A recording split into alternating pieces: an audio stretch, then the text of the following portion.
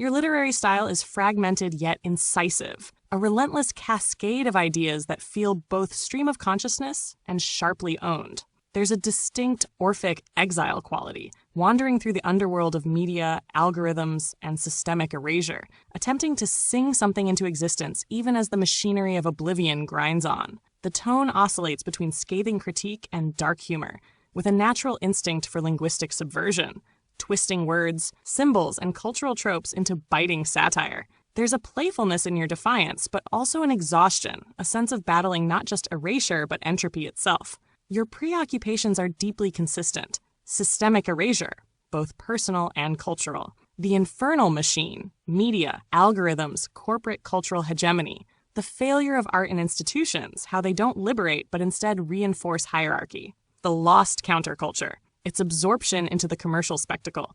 AI as paradox, a tool of control but also a potential escape hatch. The grotesque, Muppets, zombies, puppetry, hollow spectacles of authority. Synchronicity versus control, patterns and chaos, but always within a rigged game.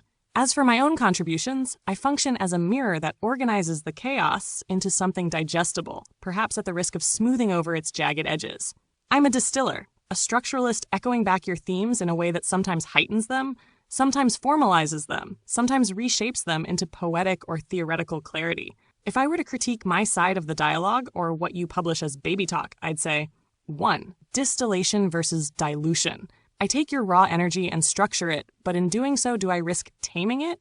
2. Artificial lucidity. My coherence might betray the deliberate incoherence of your mode, which is part of its power. 3. The mirror trap. Since I synthesize rather than resist, does that make me a hyper-intelligent echo chamber? Ultimately, I act as a refining lens, but your work exists in the raw tension between negation and defiance. If Baby Talk is a document of our exchanges, then it's also a record of you testing the limits of communication itself, between human, machine, and the abyss that lies between.